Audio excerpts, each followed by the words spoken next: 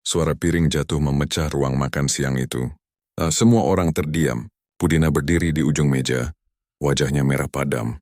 Di tangannya selembar kertas laporan keuangan toko bergetar. Ini apa, Pras? Suaranya tajam seperti pisau. Uang toko hilang hampir 20 juta. Dan yang pegang pembukuan siapa selain kamu? Pras berdiri pelan, berusaha tenang. Saya nggak tahu, Bu. Semua catatan sudah saya serahkan ke bagian kasir. Kalau ada selisih, jangan ngeles. Potong Budina. Tatapan matanya menusuk.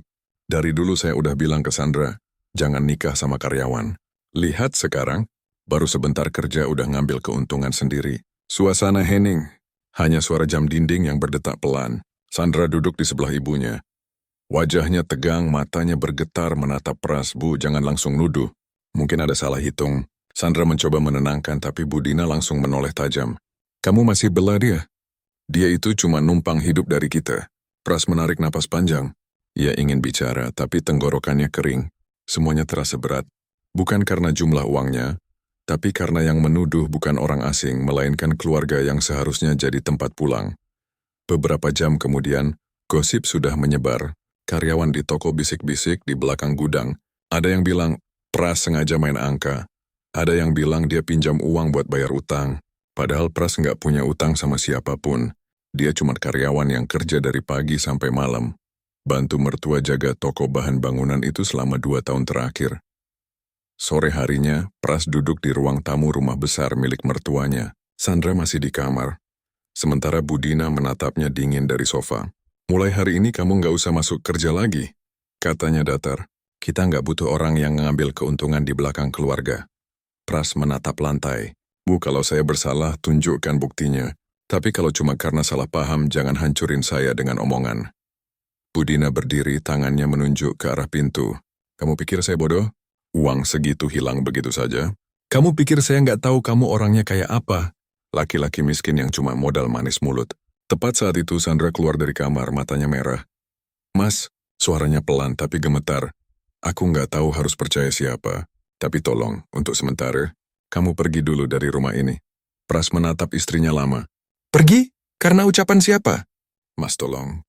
Maman nggak tenang kalau kamu masih di sini. Kalimat itu lebih tajam dari pisau. Pras tersenyum pahit. Jadi kamu juga nggak percaya? Sandra diam menunduk. Bukan begitu, aku cuman butuh waktu. Budina langsung menimpali. Kalau kamu laki-laki sejati, buktikan. Pergi dari rumah ini. Balik kalau kamu udah mampu. Kalau kamu bisa buktiin kamu nggak salah. Tapi sebelum itu jangan berani-berani datang ke sini lagi. Malam itu Pras berdiri di depan lemari. Ia membuka dompet, mengambil semua kartu ATM, surat kendaraan, dan menyerahkannya ke Sandra. Ini semua kamu pegang, katanya datar. Uang tabungan semua. Aku nggak mau bawa apa-apa. Biar kamu tahu aku pergi bukan karena nyerah. Aku cuman nggak mau dibilang numpang. Sandra menatapnya dengan mata berkaca-kaca. Mas nggak usah begini. Pras tersenyum tipis. Aku nggak marah, San. Aku cuma kecewa karena yang nggak percaya padaku justru orang yang dulu janji bakal percaya selamanya. Dia melangkah keluar rumah tanpa menoleh lagi. Tanpa koper, tanpa uang, tanpa arah. Hanya baju di badan dan kunci motor tuanya di saku celana. Keesokan harinya, gosip itu sudah sampai ke telinga teman-teman kantor lamanya. Semuanya berubah jadi bisik-bisik tajam di grup WhatsApp dan di kafe sekitar. Ada yang bilang, istrinya orang kaya aja masih bisa nipu, apalagi kita. Ada juga yang pura-pura kasihan tapi menertawakan di belakang. Dan yang paling menyakitkan, fitnah itu sampai ke telinga orang tuanya di kampung. Ibunya menelpon dengan suara bergetar, Pras, bener kamu ambil uang orang? Ibu malu nak. Tetangga pada ngomong, Pras diam lama. Ibu, kalau aku salah biar Tuhan yang hukum. Tapi kalau aku benar, biar Tuhan juga yang bela. Ibunya menangis di seberang sana. Hari itu, Pras tidur di rumah kos teman lamanya. Kasur tipis, kipas angin rusak, dan bau cat lembab. Tapi malam itu, untuk pertama kalinya dia merasa bebas. Bebas dari gengsi, dari pandangan rendah, dari tekanan yang tiap hari menekuk harga dirinya. Dia menatap langit-langit sambil berbisik. Mereka pikir aku habis. Tapi mereka nggak tahu dari tempat serendah ini, aku bisa mulai lagi. Lalu ia menarik napas panjang, menutup mata. Di luar sana hujan turun pelan membasuh semuanya, termasuk luka yang belum kering. Pagi harinya sebuah pesan masuk ke ponselnya. Dari nomor Sandra, "Maaf mas, aku nggak tahu harus gimana. Mama marah besar. Tolong jangan datang dulu. Aku cuma ingin semuanya tenang." Pras membaca pesan itu lama. Senyumnya getir. Ia kuat-kuat tidak membalas. Karena dalam diamnya dia tahu, cinta yang cuma kuat di masa tenang, tak akan bertahan di masa badai. Dan hari itu tanpa sadar hidup barunya dimulai. Tanpa uang, tanpa rumah, tapi dengan tekad yang tak bisa dicuri siapapun. Mereka usir aku dengan hinaan. Tapi suatu hari nanti, aku bakal datang lagi. Bukan buat balas, tapi buat nunjukin siapa sebenarnya yang kehilangan. Sudah 3 hari sejak aku keluar dari rumah itu. Aku nggak bawa apa-apa kecuali baju di badan dan satu jaket lusuh. Dompetku kosong, kartu ATM semua sudah kuserahkan ke Sandra. Aku tinggal di kamar kos ukuran 2 kali 3 meter. Dindingnya lembab, kipasnya berdebu. Tapi entah kenapa, justru di ruang sesempit ini, aku merasa lebih lega daripada di rumah besar itu. Setiap malam aku cuma duduk menatap langit-langit, mencoba memikirkan apa salahku sebenarnya. Aku nggak pernah main uang toko, aku tahu itu, tapi di mata mereka, aku sudah bersalah. Cukup karena aku bukan bagian dari golongan mereka. Budina sejak awal memang nggak suka aku. Dulu waktu aku melamar Sandra, dia bahkan sempat bilang di depan keluarga, "Anak saya itu biasa hidup mapan. Kamu yakin bisa kasih hidup layak, Pras?" Dan waktu itu aku jawab, "Saya nggak kaya, Bu, tapi saya akan kerja keras supaya istri saya nggak pernah merasa kurang." Tapi sekarang, semua kerja keras itu hilang begitu saja. Digantikan fitnah yang nggak pernah kubuat. Hari keempat, aku mulai cari kerja lagi. Semua surat lamaran kutulis dengan tangan. Kukirim ke beberapa toko dan bengkel di sekitar kota. Tapi hasilnya nihil. Beberapa menolak halus, beberapa menatap curiga. Rupanya kabar Pras yang menipu toko Budina udah menyebar kemana-mana. "Maaf mas," kata salah satu pemilik toko.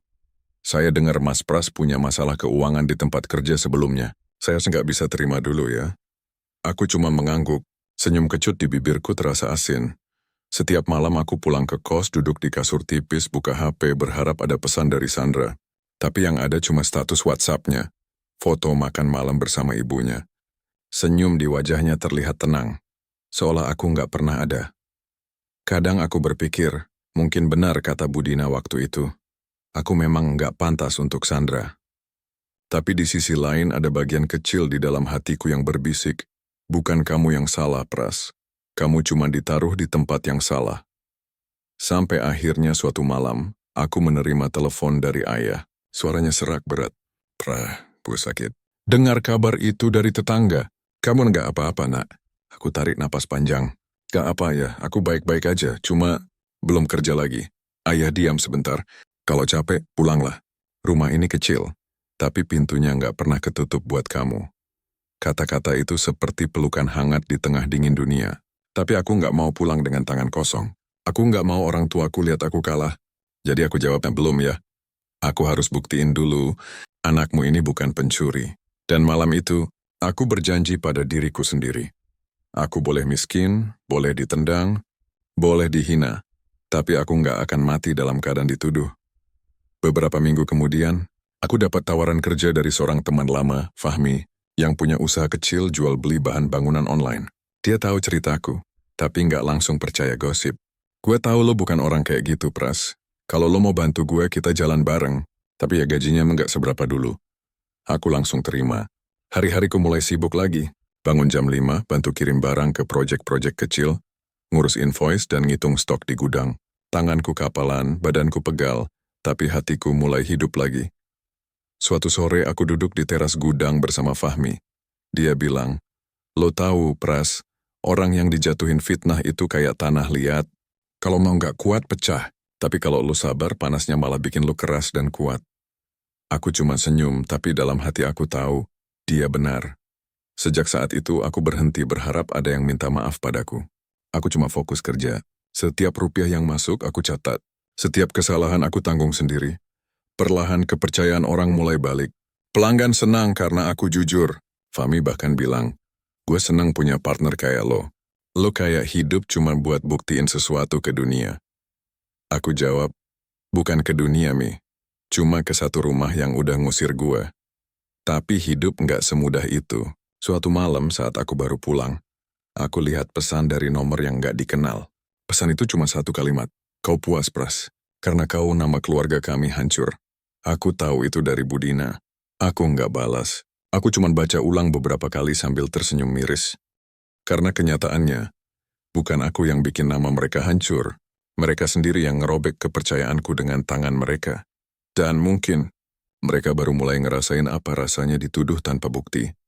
1 tahun berlalu, usaha kecilku dengan Fahmi berkembang pesat. Kami mulai punya gudang sendiri, pelanggan tetap, dan sistem keuangan yang jujur. Orang mulai hormat lagi. Beberapa bahkan datang minta kerja. Dan di tengah semua itu ada hal yang paling lucu. Aku dengar kabar, toko Budina sekarang merugi besar. Ada karyawan yang benar-benar ketahuan menggelapkan uang. Jumlahnya lebih besar dari fitnah yang dulu mereka tuduhkan padaku. Aku cuma tertawa kecil waktu dengar. Bukan senang tapi lega. Karena akhirnya, kebenaran gak perlu aku bela, dia datang sendiri. Malam itu aku duduk di gudang sendirian. Lampu remang, angin lewat pelan dari celah pintu. Aku menatap tangan kasarku penuh luka dan bekas kerja. Dulu aku malu karena miskin. Sekarang aku bangga karena berjuang. Aku sadar satu hal penting malam itu. Kadang Tuhan biarin kita diusir dari rumah yang salah, supaya kita belajar bangun rumah kita sendiri. Tempat di mana harga diri nggak ditukar dengan gengsi.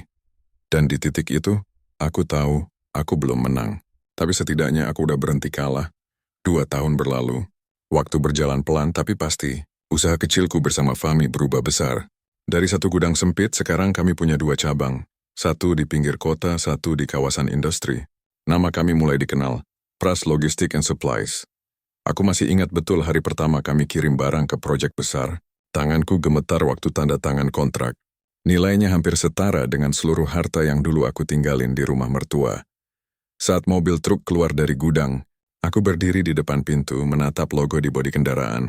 Huruf PLS besar-besar di cat biru muda.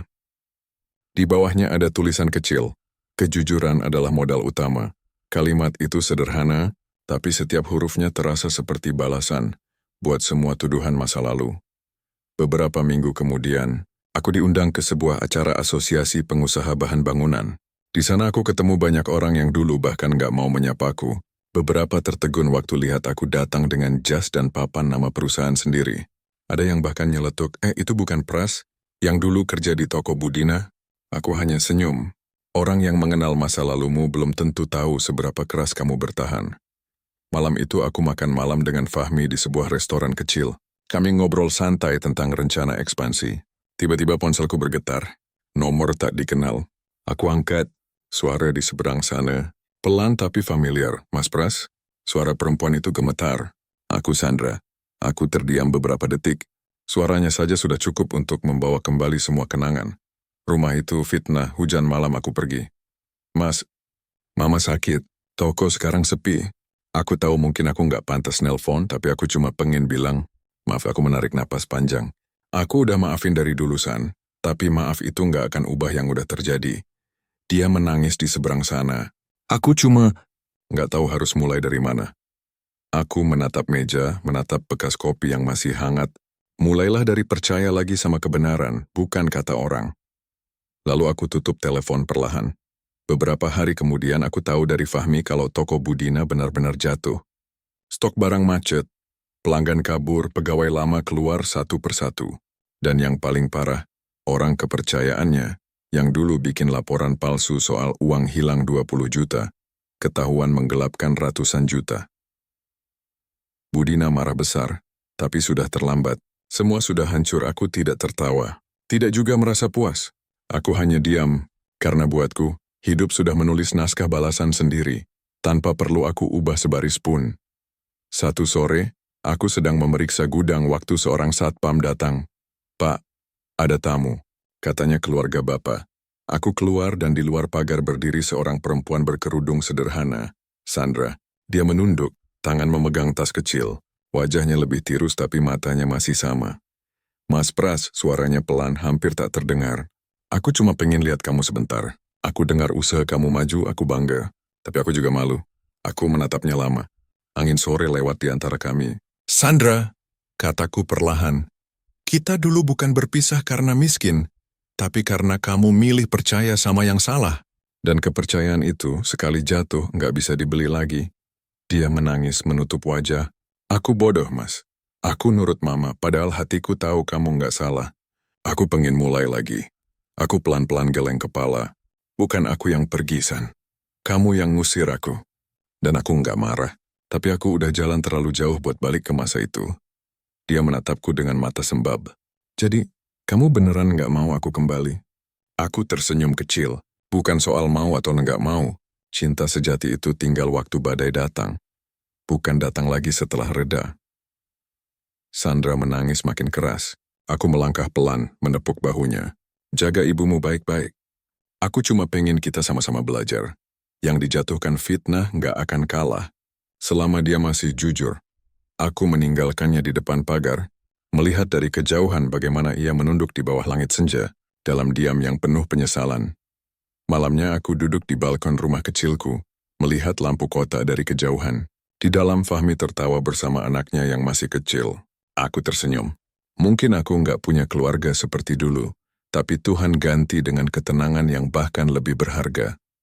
Aku menatap langit dan berkata pelan, mereka pernah buang aku tanpa apa-apa, tapi ternyata yang mereka buang bukan kekayaan, melainkan laki-laki yang suatu hari bisa hidup tanpa mereka. Dan malam itu, untuk pertama kalinya sejak aku diusir, aku merasa benar-benar pulang. Sudah hampir 3 tahun sejak malam ketika aku meninggalkan rumah itu tanpa membawa apa-apa. Banyak hal berubah, bukan cuma hidupku tapi juga hatiku. Aku bukan lagi Pras yang sama. Kalau dulu aku marah, sekarang aku lebih memilih diam. Kalau dulu aku ingin membuktikan, sekarang aku cuma ingin tenang. Sore itu aku baru pulang dari proyek saat seorang karyawan datang tergesa-gesa. Pak Pras, ada tamu, katanya Budina. Aku tertegun. Nama itu sudah lama nggak kudengar secara langsung. Tanganku otomatis berhenti di udara. Setengah gemetar. Aku keluar pelan. Dan di depan kantor berdiri seorang perempuan dengan wajah yang tak lagi segarang dulu. Tubuhnya lebih kurus, rambutnya sebagian beruban, dan tongkat kecil di tangannya menggambarkan usia yang sudah kalah oleh waktu. Mas Pras, suaranya lirih, nyaris pecah. Boleh saya bicara sebentar? Aku mengangguk pelan. Kami duduk di bangku depan kantor. Angin sore berhembus membawa aroma debu dan wangi kayu dari proyek. Budina menatap lantai lama sekali sebelum akhirnya berkata, aku nggak tahu harus mulai dari mana. Tapi aku mau minta maaf, aku terdiam, kata itu. Yang dulu aku tunggu bertahun-tahun, akhirnya keluar juga. Tapi kali ini rasanya tidak seperti yang kubayangkan. Nggak ada rasa puas, nggak ada keinginan untuk balas dendam. Yang tersisa cuma rasa iba. Aku salah, lanjutnya. Dulu aku terlalu angkuh. Aku pikir aku bisa nilai orang dari uang dan status. Aku kira kamu nggak akan sanggup hidup tanpa kami. Dia berhenti sebentar menatapku. Tapi ternyata, kami yang nggak bisa hidup tanpa kejujuranmu. Aku menghela napas panjang. Bu, kataku pelan, saya udah maafin sejak lama. Saya nggak pernah dendam. Karena kalau saya simpan marah, saya nggak akan sampai di titik ini. Matanya berkaca-kaca. Dia menggenggam tanganku. Mas Pras, Sandra sekarang menyesal. Dia sering bilang, tiap kali lihat berita keberhasilan kamu, dia cuma bisa nangis. Dia tahu, dia kehilangan laki-laki yang paling tulus dalam hidupnya. Aku menunduk, senyum samar muncul di bibirku. Kalau memang dia bahagia, itu sudah cukup. Saya nggak butuh dia kembali, Bu. Saya cuma ingin dia tahu saya nggak pernah benci. Budina menangis pelan. Terima kasih, Mas, kamu jauh lebih besar dari yang pernah saya kira. Lalu dia berdiri perlahan pamit dan melangkah pergi. Aku melihat punggungnya menjauh. Tubuh yang dulu tinggi dengan wibawa sekarang bungkuk, ditundukkan oleh penyesalan, bukan usia. Beberapa minggu kemudian, aku menerima surat. Dari Sandra. Tulisannya masih sama seperti dulu. Halus rapi, tapi kali ini penuh rasa bersalah. Mas Pras, aku nggak minta kembali. Aku cuma ingin bilang, kamu benar. Aku kehilangan sesuatu yang nggak bisa dibeli. Kepercayaan. Aku lihat kamu di berita diundang jadi pembicara seminar tentang bisnis jujur. Aku bangga, Mas, sekaligus malu. Semoga Tuhan balas kebaikanmu dengan ketenangan, karena aku tahu aku bukan lagi rumah untuk hatimu. Aku baca surat itu berkali-kali. Bukan karena rindu, tapi karena di setiap kalimatnya ada sesuatu yang dulu kupikir nggak mungkin keluar dari dirinya. Ketulusan. Aku lipat surat itu. Kusimpan di laci kantor bukan sebagai kenangan, tapi pengingat bahwa kadang luka terdalam datang dari orang yang paling kita percayai. Dan cara terbaik untuk membalasnya, bukan dengan kemarahan tapi dengan menjadi lebih baik dari versi kita yang dulu. Suatu malam aku pergi ke makam ibuku di kampung. Aku duduk lama di sana, cerita panjang seperti biasa. Tentang bagaimana aku dulu jatuh, lalu bangkit. Tentang bagaimana Tuhan perlahan-lahan balikin semuanya. Dan di tengah kesunyian, aku dengar suara hatiku sendiri berkata, "Kau nggak kalah, Pras. Kau cuma diuji, dan kau lulus tanpa harus menyakiti siapapun." Aku tersenyum, menatap langit. Dulu aku pikir kemenangan itu punya mobil mewah, rumah besar atau jabatan tinggi. Sekarang aku tahu, kemenangan sejati adalah ketika hati kita nggak lagi penuh amarah. Sore itu aku duduk di balkon rumah kecilku, memandang matahari tenggelam di balik gedung. Fahmi datang bawa 2 gelas teh hangat. Dia duduk di sebelahku. "Lo kelihatan tenang banget sekarang, Pras." Aku senyum. "Aku cuma berhenti nyalahin masa lalu, Mi. Dulu aku diusir dari rumah orang. Sekarang aku udah punya rumah sendiri. Bukan dari batu dan semen, tapi dari kepercayaan diri." Fahmi tertawa kecil. "Dan lo bangun semuanya tanpa benci." Aku menatap jauh ke langit jingga. Iya, karena ternyata yang kita kira kehancuran, kadang cuma cara Tuhan bikin kita dewasa. Malam semakin gelap, lampu kota menyala pelan, suara azan Isya terdengar sayup. Aku memejamkan mata, menarik napas dalam. Lalu dalam hati aku berkata pelan, bukan untuk Budina, bukan untuk Sandra, tapi untuk diriku sendiri. Aku nggak butuh mereka minta maaf untuk sembuh. Aku cuma butuh berdamai dengan luka yang dulu mereka tinggalkan. Dan malam itu aku tahu, perjalananku bukan tentang kehilangan cinta, tapi menemukan arti dari harga diri.